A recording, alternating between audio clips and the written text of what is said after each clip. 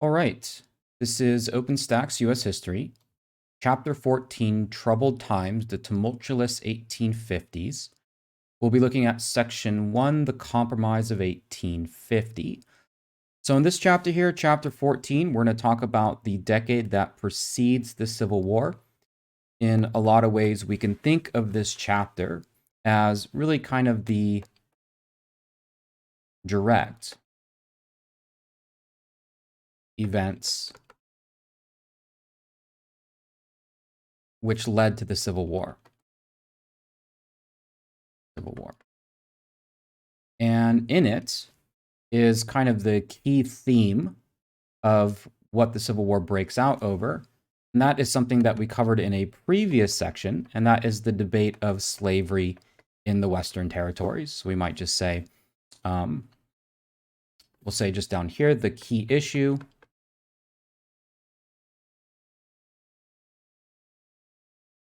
is the debate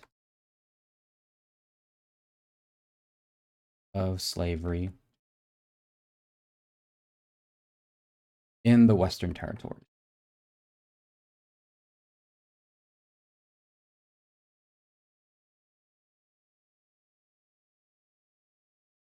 And if we recall in the previous chapter, we talked about the Mexican-American War, in which the United States emerged victorious in the 1840s, which ultimately led to the Mexican Cession. This was land acquired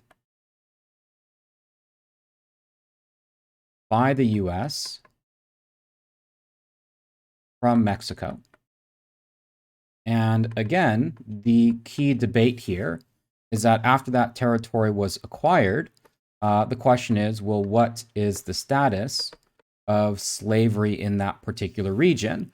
Recall that Northerners wanted, for Northerners, it was about free soil. And for the South, it was about having those territories expand slavery. So Northerners had attempted to prevent the expansion of slavery. Recall the Wilmot Proviso. This is a good key term. The Wilmot Proviso is an effort by the North to prevent slavery in the Mexican Cession. All right, it's a good key term to know. And the important point to make about the Wilmot Proviso is that despite the fact that Northerners had attempted to prevent the expansion of slavery, it ultimately failed, right? It did not get past the U.S. Senate. And so the election of 1848 was turning out to be a pretty consequential election in terms of, how this question would be decided. You had two political parties. Recall there was the Whig Party and there was the Democratic Party. However, though, when it came to issues regarding slavery in the Western territories, people did not vote their party lines, right? Instead, when it came to slavery, people voted according to their sectionalism, that is, North versus South. And so both the Whigs and the Democrats really tried to prevent, or really tried to not talk about the issue of slavery in the Western territories too much, because those political parties would be broken up between Northern Whigs and Southern Whigs, and Northern Democrats and Southern Democrats. In fact, the issue of slavery in the Western territories was so important to some that they broke away and created their own party, the Free Soil Party. So the Free Soil Party is a political party. We'll just put in parentheses a third party here. It's not one of the major parties, but a political party opposed to the expansion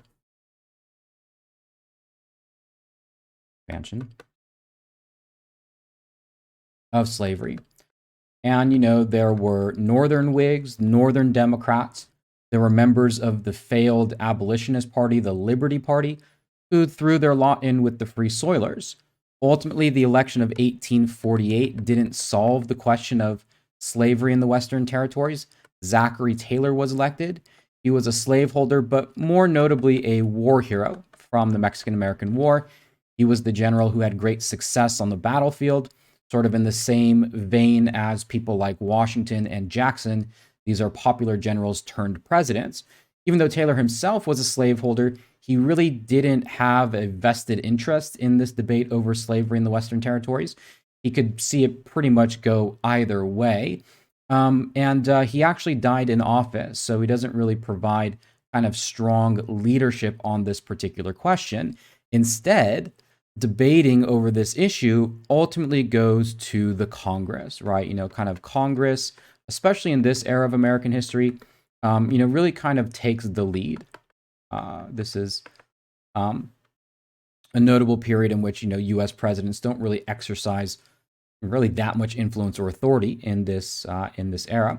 So if we go back up to the map here, let's just identify what exactly everyone is arguing about, and it's all this territory. Let's not use orange or purple. Let's use green. This is the territory that is marked by the Mexican cession, right? So this is essentially what is up for debate. Should it be free soil? Should it be slave soil? So in the Senate, you have really three leaders that emerge over this debate. Recall that Henry Clay, at this time, pretty old. Henry Clay first sort of appears in U.S. history as a war hawk for the War of 1812. Now we're all the way in the year like 1850. So Henry Clay is pretty aged. He was known really for being sort of the great compromiser. Famously having brokered the compromise in the nullification crisis. But Henry Clay can't quite get this done, right? The issue of slavery in the Western territories is a little bit different than some of the other issues before. And instead, you have kind of like three different positions emerge on this issue. The first position comes from John C. Calhoun, who at this time also is very old. In fact, he has somebody speak for him because he is, ill and old at this time. John C. Calhoun represents really the pro-slavery position. Really kind of an uncompromising position to expand slavery in the Western territories. Daniel Webster, who provided kind of the voice of the North during the nullification and tariff crisis, really becomes the voice of compromise in a lot of ways. He famously says in this debate, "I come to you not as a Northerner, not as a Massachusetts man.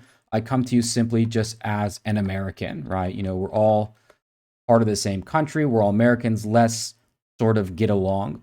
And then you have sort of this newer voice from the North, which you really didn't have in the Congress, going back to the 1820s and 1830s.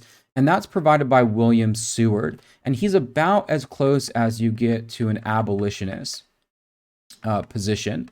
And this position is growing among Northerners, sort of an uncompromising free soil position.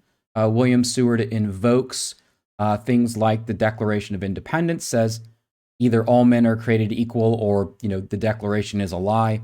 And invokes things like the morality of slavery, or the immorality of slavery, I should say. And so this debate rages on for, almost like a year in the Congress. And finally, it's a rather obscure, recently new, I would say, congressman from Illinois, Stephen Douglas, who eventually is able to figure out a compromise, which settles the issue of territory in the Mexican cession with the Compromise of 1850. It also should be noted that, these debates got pretty intense between Northerners and Southerners. In one instance, you almost had fights breaking out. You can't really see all that well, but this image is kind of small. But I think this is showing a member of Congress pulling a gun on another member of Congress, or pulling out his pistol when the debate got a little bit too heated. But the Compromise of 1850 settled the question of the Mexican cession, and was really sort of heralded as a, end session, ION.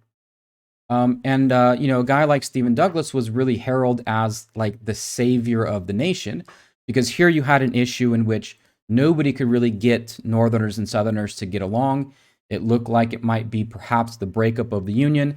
And then here comes Stephen Douglas like a superhero, and he saves the day, brokering this compromise that not only settles the issue of California and the Mexican cession, but also seems to put a final ending to this debate about slavery in the territories.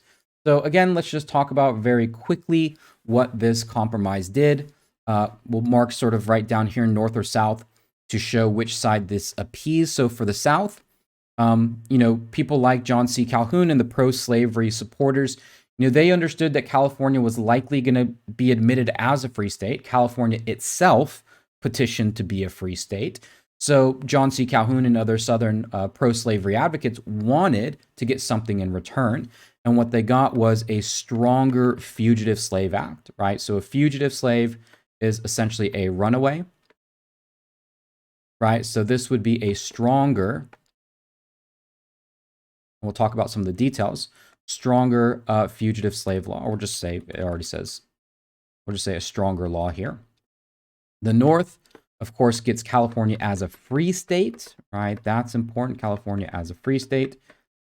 There was a issue between the border of Texas and New Mexico. Northerners and Southerners went back and forth on exactly where that border should be. Pro-slavery advocates wanted a further Texas border because Texas was a slave state. Northerners wanted a much smaller border for Texas. This was sort of a compromise between the North and the South. Neither really, saw this as a particularly important issue, but it was important for, people that lived in Texas and stuff like that. Northerners got the slave trade banned in D.C. So the slave trade, the buying and selling of people, banned in Washington, D.C. and Utah and New Mexico. Again, sort of an issue that, both Northerners and Southerners could potentially agree upon, was left up to popular sovereignty, right? And that's a term to know. Again, popular sovereignty is that people will vote on the status of slavery, right? Let them vote. So once those two territories become, eligible to become states, then people will vote. And you can see by the look of the map here that by 1850, not only was the issue of California settled as a free state, but really there's no other territory to argue about. Essentially, all of this land has already been designated either free or slave. The only difference, or the only one here, was what would happen to Utah and New Mexico.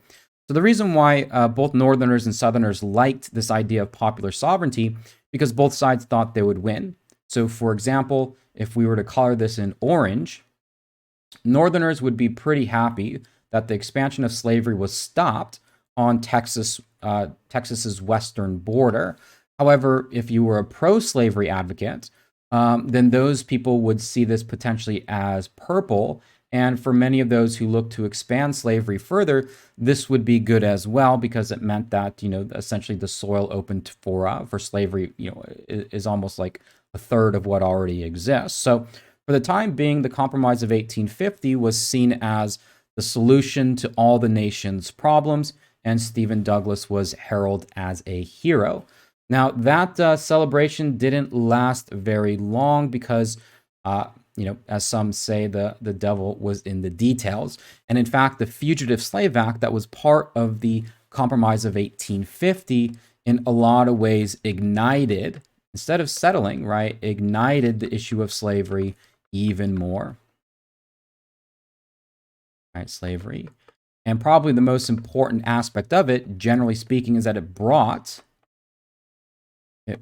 slavery to the North, right? So when we think about, reform movements before the Civil War, we talked about the reform movement against alcohol, the reform movement, against working conditions and other things that Northerners experienced. But one of the problems that abolitionists had was that slavery wasn't practiced in the North. So it was hard to convince Northerners that this was an issue. It became more of an issue because of how rapidly it expanded in the antebellum period. But now slavery would essentially be brought into northern cities. And this is essentially part of what the Fugitive Slave Act states. So, first of all, the Fugitive Slave Act states that there will be fines and prison time for northerners, right? For northerners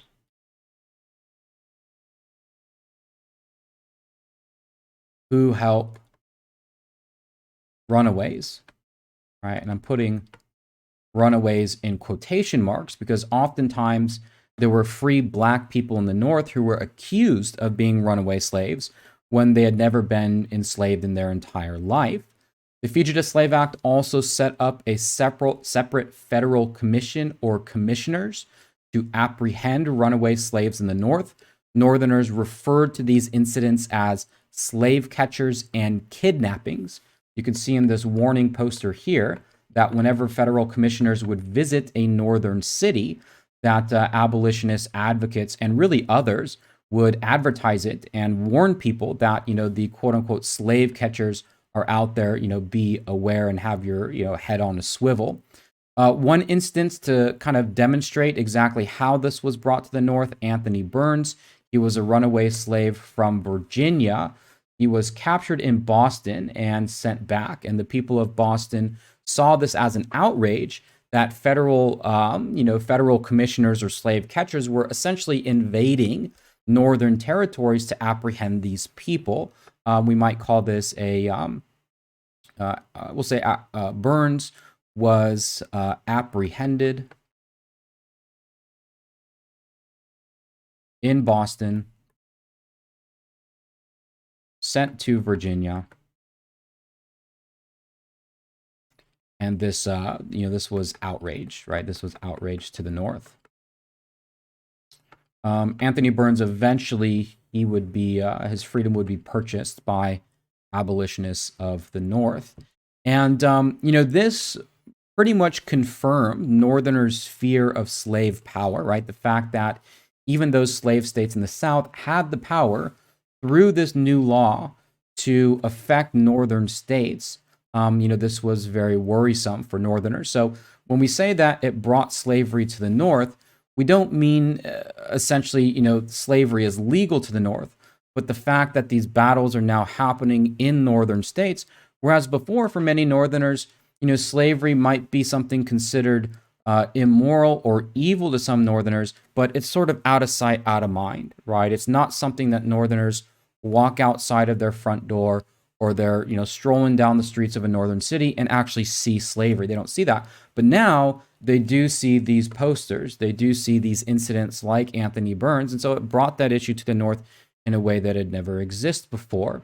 Now, part of the reasons why Southerners demanded a fugitive slave law was in part due to the Underground Railroad. The Underground Railroad is a network. It's not an actual train, but it's a network of people, right, and like houses and stuff like that, who helped slaves escape. One of the key conductors was Harriet Tubman, probably the most well-known member of the Underground Railroad. She was an escaped slave from Maryland. She pretty much dedicated the rest of her life to helping other slaves escape from Maryland, which was a slave state, into Pennsylvania. However, due to the fugitive slave law, it wasn't sufficient to simply make it to a free state. Now, a fugitive slave law existed in the United States all the way back to the constitutional era, but that wasn't as heavily enforced as this one. It didn't have the teeth, so to speak. This new fugitive slave law had the teeth, and so ultimately, Canada was the desired destination. So we'll call it this desired destination of escaped slaves. In Canada, slavery was illegal, and the federal commissioners had no jurisdiction to apprehend people there. And they had a saying, and this was true even before the Fugitive Slave Act, but this was especially true after the Fugitive Slave Act. And the saying was, in the North, there is free soil, meaning that, slavery is illegal, but no free air.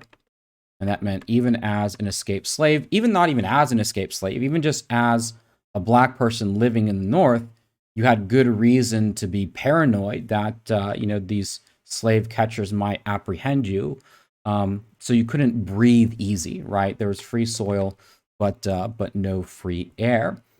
Incidents like this were made only more clear or more obvious through other works by abolitionists. The issue of slavery, again, was brought to Northern audiences via the law, but also via books. Uncle Tom's Cabin. This was a novel written about the evils of slavery. And, these types of books, evils of slavery, these novels were very popular at the time, in terms of leisure and entertainment. There was no TV, there was no radio, there was no, movies or anything like that yet. People read for their free time, and Uncle Tom's Cabin was a story, and many people picked up the story and, became anti-slavery advocates because of it. It was the most widely sold book prior to the Civil War, except for the Bible. Harriet Beecher Stowe, who was the author of the book, probably got more of an audience than any other abolitionist or any other law before them. Popular culture was and is much more widespread than simply like a political speech or some sort of law like that. And so this revival of slavery in especially the North led to many states passing personal liberty laws. A personal liberty law was a law passed in the North,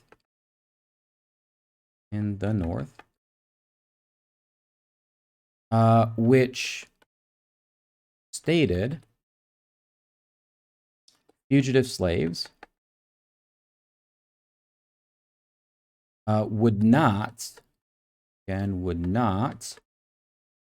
be returned to the South. So in other words, would not be returned. In other words, this was a pretty clear defiance of the Fugitive Slave Act. Essentially, states in the North said, we're not following it. And, a handful of states passed this and only sort of contributed more so to the disconnect between both the North and the South.